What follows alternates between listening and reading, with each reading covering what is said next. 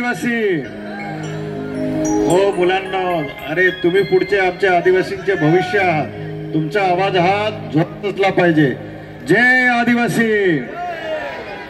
मुलींना तुमचा पण आवाज नाही, असं नका करू तुम्ही.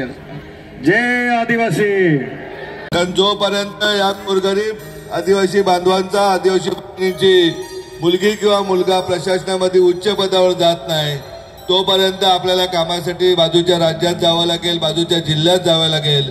आणि हे सर्व दिवस आपल्याला संपवायचे आहेत. आणि मला अभिमान वाटतो इथल्या आपल्या आगवणच्या सरपंचांचा, का खूप चांगला कार्यक्रम त्यांनी हाती घेतलेला आहे. आपल्या आरक्षणाचा फायदा घेऊन जेवढे लोकप्रतिनिधी आहेत त्यांनी अशा प्रकारचं चांगलं काम केलं पाहिजे, समाजाच्या हिताचं काम केलं पाहिजे, अशी त्यांनाही कळकळीची विनंती करतो.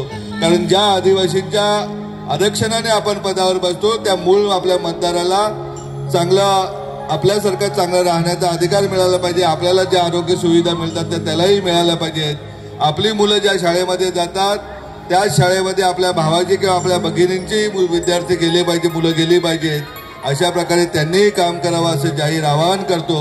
आणि काय काळजी करू नका बाळांनो, संपूर्ण सरकार आपल्या बरोबर आहे आणि आम्ही एका कुटुंबाप्रमाणे आपल्या सोबत आहोत. आपण जी स्वप्न पाहाल त्या स्वप्न पूर्ततेसाठी, मग खेळात असेल, मग कलाकार असतील किंवा प्रशासनातील अधिकारी असतील, व्यवसाय म्हणा, या सर्व गोष्टीसाठी आम्ही आपल्या बरोबर आहोत. एवढंच आज बिरसा मुंडांना स्मरण करून आपल्याला सर्वांना वचन देतो आणि थांबतो. जय हिंद, जय महाराष्ट्र. माननीय कोलसाहेब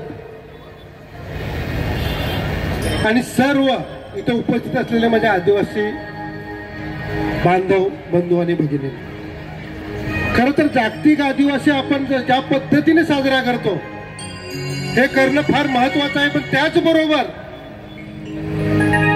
या देशामध्ये आपल्याला एकजूट राहणं सर्वात महत्वाचा विषय आपल्यासाठी आता ठरलेला आहे. कारण की आपल्या आदिवासी समाजावर वेगवेगळ्या माध्यमातून आघात केला जातो.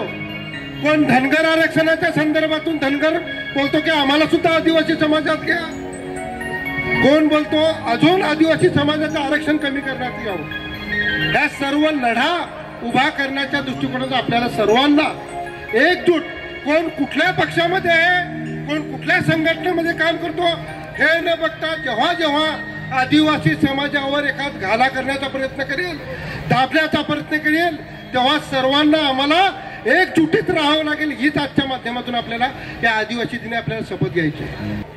जी महिला दारू पिते, जो पोरगा दारू पितो, त्याचे काही वर्षाने त्याचं आयुष्य बर्बाद होतं. आणि घरातला कर्ता पुरुष जेव्हा मरतो त्यावेळेस त्याच्या मागे आई असते, त्याच्या मागे बायको असते, त्याच्या मागे पत्नी असते, त्याच्या मागे मुलगा असतो, त्याच्या मागे आई वडील असतात, काका असतात.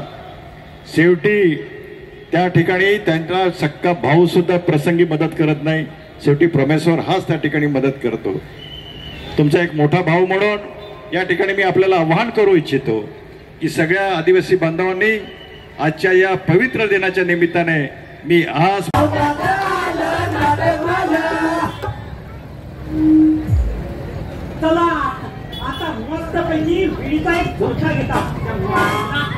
नमस्कार, मी रिया रुपेश पवार महालिंगेकर. आपण पाहत आहात डहाण मित्र न्यूज नेटवर्कच्या दुपारचं बातमीपत्राच्या काही महत्त्वाच्या आणि ठळक घडामोडी. आदिवासी समाज हा नेहमी शब्दाला पक्का असतो. त्यांना एकदा नाही म्हटलं तर तो निर्णय बदलत नाही. जंगल, पाणी आणि निसर्गावर जर कोणाचा खरा अधिकार असेल तर तो केवळ आदिवासी समाजाचा आहे, असं प्रतिपादन आमदार विलास तैरे यांनी केले. यावेळी शिवसेना जिल्हा प्रमुख वसंत चव्हाण यांनी म्हटलंय की आदिवासी समाजाच्या ज्या काही समस्या असतील त्यासाठी आमचे मुख्य नेते तथा उपमुख्यमंत्री एकनाथभाई शिंदे आमच्या पाठीशी आहेत. आपल्या समस्या त्या सोडवण्याचा पूर्ण प्रयत्न करू. सरपंच रूपजी कोल यांनी म्हटलंय की आमच्या कार्यक्रमात मोठ्या संख्येनं आदिवासी बांधव सहभागी झाले. आम्ही शिवसेना पक्षात प्रवेश केल्यापासून आपण दिलेली ताकद आणि पाठिंबा यामुळे आम्हाला बळ प्राप्त झालेलं आहे. त्यामुळे आम्ही नक्कीच आदिवासी समाजाला न्याय मिळवून देण्याचा प्रयत्न करत आहोत. आणि यावेळी अनेक ठिकाणी असलेल्या विविध जागतिक आदिवासी दिनाच्या कार्यक्रमास आमदार राजेंद्र गावित, आमदार विलास तरे, माजी आमदार अमित घोडा, पालघर जिल्हा प्रमुख वसंत चव्हाण, आगवण ग्रामपंचायत सरपंच रूपजी कोल, विलास सपाटे, डॉक्टर आदित्य आहिरे आदी प्रमुख पदाधिकारी आणि कार्यकर्ते तसेच मोठ्या प्रमाणावर आदिवासी बंधू भगिनी उपस्थित होते.